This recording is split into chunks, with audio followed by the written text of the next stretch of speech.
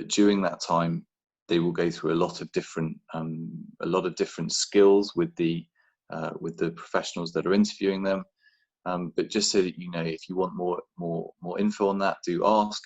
But we prepare your students for that, and that really is all they need to know. It happens. This is what it looks like, but they will be perfectly prepared for that, and 85% of our students pass.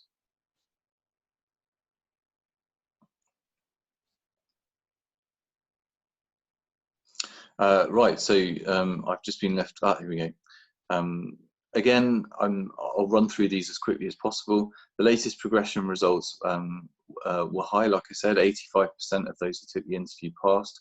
But in terms of actually getting through the course, it was 98% of students in our previous cohort.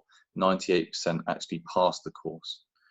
Can I resit if I don't achieve 70%? Yes, you can. Everybody is entitled to 1 resit of each of their exams.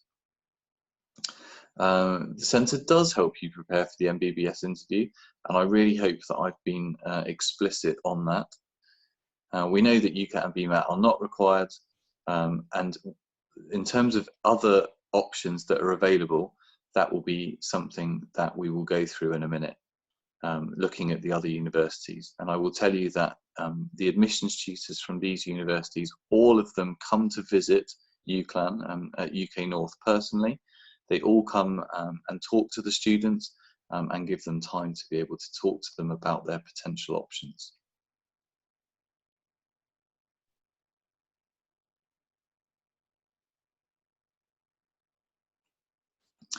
So here are our other partners. So first of all, I just want to explain why we chose these partners. They are not random. It's not something that we've just gone out and tried to find as many as we can, or just tried to find any medical schools that we can. These 3 have been chosen for very particular reasons. We've had many offers from other potential partner universities that we've decided not to go with, and that's because we believe in these 3 as excellent options for students in all different circumstances.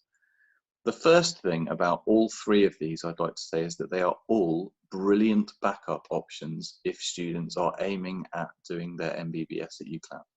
If they can't get through, all of these offer a slightly lower percentage that is required in different ways to get through onto their courses. Some require slightly different IELTS, some require slightly different percentage pass rates, and some give you the availability to get through from life sciences. So all of them are good backup options. It also means that our students get the chance to interview for 4 different universities, which again just gives them the chance to both hone their skills and be ready, but also it just means that they just have a much greater chance of finding somewhere that works well for them. RCSI is a European medical school. That means that when they come out with their MB, BCH, BAO, which is, again, I said before, the equivalent to the MBBS, it means that they can practice anywhere in the world if they then go and take the exams in that particular country. But they're licensed to practice throughout Europe.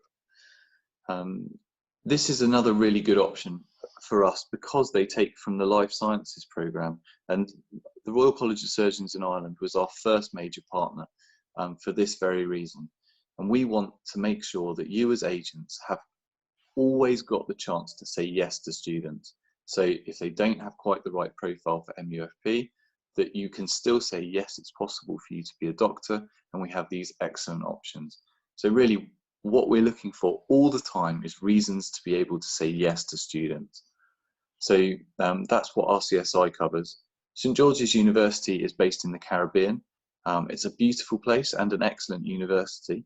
I was out there recently, and again, the facilities are fantastic. The main reason that you would choose St George's University is because you get an MD. And that means that St George's University feeds directly into the United States. As you may or may not know, in the United States, doctors on average earn 3 times the salaries of those in their UK counterparts, and that can be a big draw for many people. When you try to work in the United States of America as a doctor, what you need to do is match. They call it matching with a doctor or with a hospital, and every university that feeds into the US system is judged on what they call its match rate, and that is the percentage of students that get matched or get successfully placed with a doctor's surgery or a hospital or a care facility that they want to go to. And St. George's University has the second highest match rate throughout the whole of the US. That's including the US mainland, not just the Caribbean. So it has just excellent rates and chances of being able to progress onto a medical career. I think it was at something like 92% this year, which is an incredibly high, a really, really incredibly high match rate. Obviously, the third one, this is something that I've tied up over the last sort of 6 months or so. And the reason that this has come into play is because of its price. University of Nicosia is, again, an excellent university. It does have high match rates with both the UK and more specifically with the US, because they again offer an MD. But the main factor here is price. So if you do have students that come in and are perhaps not ready to make a £330,000 commitment, or perhaps more, the University of Nicosia, because of its far lower cost of living on the island, offers the same outcome of having a European recognised MD, with all of your US MLE exams thrown in over a 6-year period for about half the price. It works out at around £150,000 to £160,000, which, considering the cost of medical degrees the world over, represents excellent value.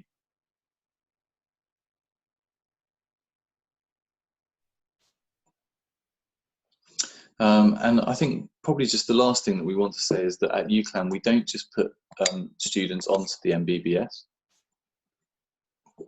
We also have a wide range of other progression routes. So a lot of them, I mean, all of them are they're all healthcare related, but a lot of students, even at an early stage, do know that they want to specialise in something else. We've had several pharmacy students coming through, and several physiotherapy students as well. Again, all of these need to get interviewed in the same way, but they have their own specific types of interviews, their own specific types of MMIs. And we've recently started working with the physician associate studies, which is similar to an MBBS but has slightly lower entry requirements. It allows students to work as a physician's associate in the NHS or abroad, and this is something that is much more popular in the United States than it is in the UK. So if students want to read into that or want more information on that, again, it's something that they can ask about in their interviews with us. There are then just a wide range of other biomedical sciences and healthcare sciences that are available should students want to.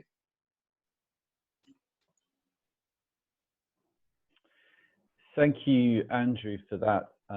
Is there anything else on the other degree options that you'd like to mention at the moment? So I think that, I mean, essentially all of those, they have their own nuances, and that they are all incredibly detailed in terms of what we could and couldn't, we could talk about all of them for a long time.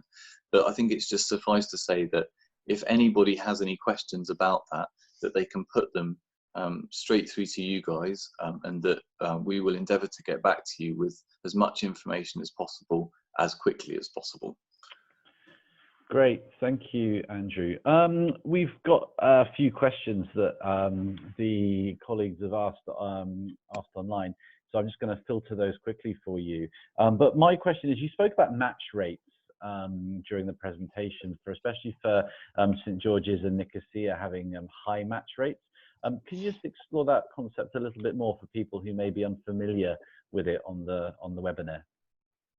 Sure. So when you're in the UK, when you come to the end of your course, your MBBS, as we discovered before, you go into your F1 and F2 years, and then while you're doing that, you get to do that, you get placed in an NHS hospital somewhere in the UK, and you can apply to do it in some places, and some places are more difficult to get into. So a lot of people, for instance, if they're doing paediatrics, they want to go and do their paediatrics in London at Great Ormond Street. So that means that there are hundreds, thousands of people every year applying to do for a very small number of places at Great Ormond Street. But then there are lots of other hospitals, teaching hospitals around the UK, where there's less demand, and that means that every year anyone with an MBBS is able to join. This isn't quite the same with the US, and in the US you have to apply to different hospitals throughout the US and then hope that they give you a place. And if they give you a place, it's then called being matched with that hospital. It's almost like dating. So they've chosen you and you've chosen them, and then you are matched. And if you go onto the websites of US universities, you will see lots and lots of students holding up signs that say "I matched," and it's a very big thing in the States to match with a hospital or a doctor's surgery. And the biggest factor that students judge their universities on in the United States is what they call their match rates, and it is over the years what percentage of their past students have successfully partnered or matched with hospitals and therefore been able to go on and continue their careers. So for us to be able to have partnered with the university in the US and offshore that has the second highest match rate into the US is something that we're immensely proud of. Thank you, Andrew. I've got two questions here. One question is asking to sort of, could you go through the FAQ, become a doctor slide again, which I think would be useful. And it sort of links to the second question I've got here from a Vietnamese agent asking, is it 5 years to become MBBS qualified and then 2 years foundation program, or is the foundation program inside the MBBS is what they're saying. So I think the question there is what is the difference between MBBS and what is the difference between then doing 2 years foundation program? I think the confusion is. Right, so I'm just reading that now, and Taito, I'm very sorry if I haven't, it's definitely my fault that I haven't explained that as well as I could have done. So apologies in advance. But what happens is that if they need a foundation, an original foundation program, that means they will come to us for 1 year. They will then have to study 5 years MBBS, and they will then have to do a 2-year foundation program, not at Uclan, but in a teaching hospital in the UK. So in total, you're looking at 8 years, but at the end of 6 years, so 1 with us and 5 years at Uclan, they will be a qualified doctor in terms of having their MBBS, and they can then choose if they want to go to a different country. Okay. And I think the question, can I practice in my home country after graduating from medical school in the UK? We've had a couple of questions from some colleagues from Singapore and from Malaysia. And obviously we understand that in some countries there are specific medicine lists, which means that that UCLan may not be recognized. But for our Malaysia colleagues, RCSI is recognized in Malaysia, so that would count. And you can then practice in your home country after graduating, but you would need to take the RCSI route in terms of that, given the specific law around entry to medicine in Singapore and in Malaysia as well. Okay. Is there anything else on the FAQ slides, Andrew, that you'd like to go through? I'm just reading through them at the moment. We've got one from Pamela, and Pamela, Yeah. I'm very sorry about the. I'm not quite sure about the overall numbers of the 3,200 hours that they'll be covered in the 2 years. That's something that we will endeavour to get back to you on, but I will make sure that we get to that. Wiria, MBBS plus 2-year foundation, yes. How long is the clinical practice for years 3 and 4? So for years 3 and 4, about roughly a third of their time will be spent in clinical practice. After Brexit of the UK, are students with UK medical degrees allowed to do normal practice in Europe as before? And again, it will just be purely based on them being able to pass the relevant exams of the country that they want to practice in. But we can't speak too much about Brexit, the awful Brexit at the moment.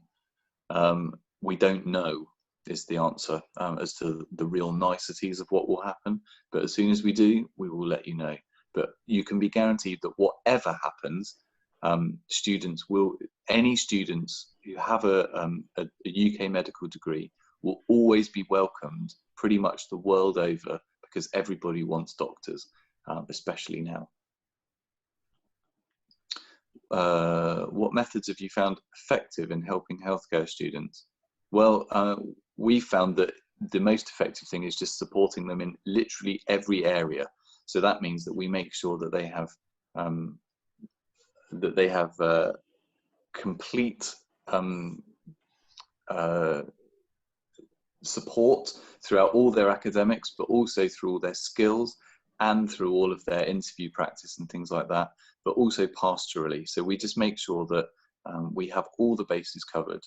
We just make absolutely sure that whatever it is that they need, that we have somebody there that is specifically for supporting them. How many percentage of students managed to progress to RCSI? So last year we had 7 students who wanted to progress to RCSI. In the end, of the ones that chose to go to RCSI, I think it was 5 of them, they all went. And the other 2 decided to go somewhere else. So at the moment, those who choose to go seem to go. And I think we've covered everything else apart from going through the becoming a doctor. Yeah, we've covered the last 2. I think the FAQ slides I've put back up there. There is one question at the bottom: how much fees estimate for F1 and F2 at the teaching hospital? My understanding, Andrew, is they're paid for this, correct? This is Yes, they are. Non-fee based. So yes. This is after the MBBS, and I think this is a good point to make. Students actually start earning money rather than paying money. So it's not as if they are continuing their financial investment. Once they start the F1 and the F2, this is once the financial reward starts coming back to you, if that's fair. Yep. Yeah, finally. Yeah, finally. Excellent. Can't see any other questions unless Ruby, Yusun, Manyin, Michelle, anything else from you, from your sides, from your individual markets? Is there any other questions that you may have from Andrew that have come through separately?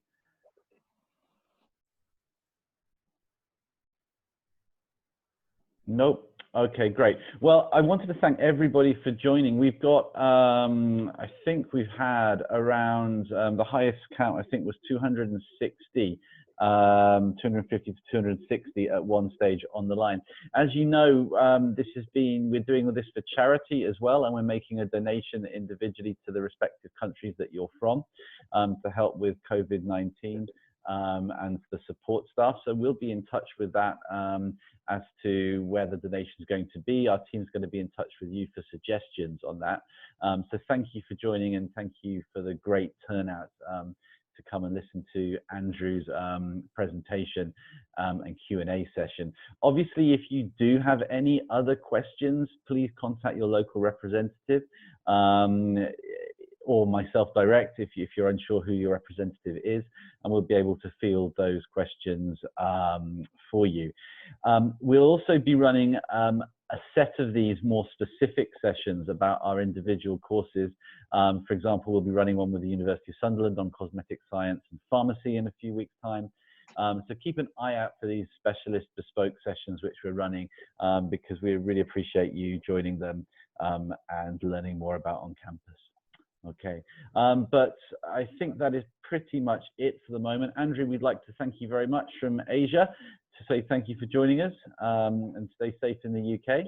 And we will be obviously in touch with you all in the next few days with a copy of the presentation.